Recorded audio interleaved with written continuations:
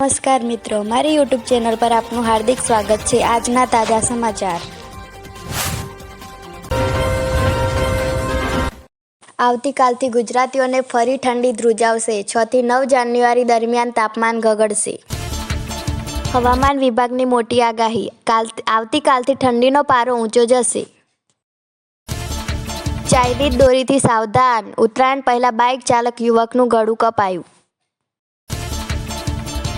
300 unit મફત વીજળી, સૌર ઉર્જાને પ્રોત્સાહન આપવા ઉદ્દેશ્ય સાથે વડાપ્રધાન નરેન્દ્ર મોદીએ 15 ફેબ્રુઆરી 2024ના રોજ પીએમ સૂર્યઘર મફત વીજળી યોજના શરૂ કરી છે। આ યોજના હેઠળ ઘરોમાં સોલર પેનલ લગાવવા માટે 40% સુધીની સબસિડી આપવામાં આવે છે। આ યોજનાનો હેતુ 1 કરોડ પરિવારોને લાભ આપવાનો છે અને સરકારને દર વર્ષે વીજળીના ખર્ચમાં 75,000 કરોડ રૂપિયાની બચત કરવાનો છે।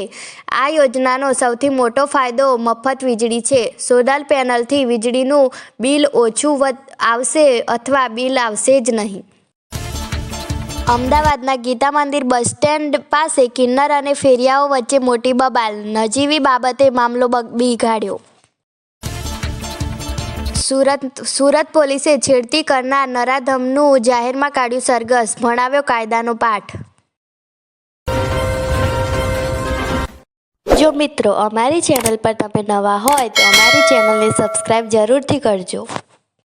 મને મેમો આપો છો, બીજાને કેમ નથી આપતા કહી ટ્રાફિક પોલીસ ઉપર હુમલો, એરપોર્ટ પોલીસે 3 આરોપીની કરી ધરપકડ। પોક્સોના આરોપીને આજીવન કેદ, નવા કાયદા મુજબ ગુનો નોંધાયો હતો। બેંક ઓફ બરોડામાં ખાતું હશે તો લાગશે ઝટકો, બલ્ક એફડી પરના વ્યાજ દરોમાં કરાયો ઘટાડો। આ ફેરફાર ₹3 કરોડથી ₹10 કરોડની બલ્ક એફડી પર કરવામાં આવ્યો છે। નવા વ્યાજ દરે 1 જાન્યુઆરી 2025થી અમલમાં આવ્યા। બેંક ઓફ બરોડા 7 દિવસથી 10 વર્ષ સુધીના પીરિયડ માટે બલ્ક એફડી ઓફર કરે છે।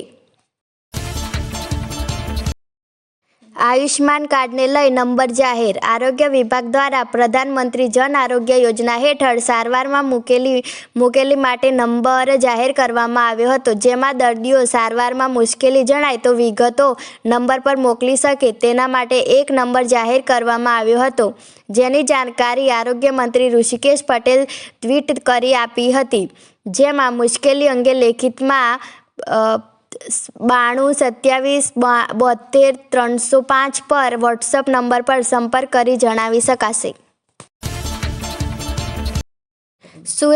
સુરતમાં બેંકના આસિસ્ટન્ટ મેનેજરે કર્યો આપઘાત, એક યુવકની હાજરીમાં જ ભર્યું અંતિમ પગલું। રાજકોટમાં બોયફ્રેન્ડ સાથે ઝઘડો થતાં મેડિકલની વિદ્યાર્થીનીએ કર્યો આત્મહત્યાનો પ્રયાસ, 181ની ટીમે બચાવ્યો જીવ। જો મિત્રો અમારી ચેનલ પર તમે નવા હોય તો અમારી ચેનલને સબસ્ક્રાઈબ જરૂરથી કરજો।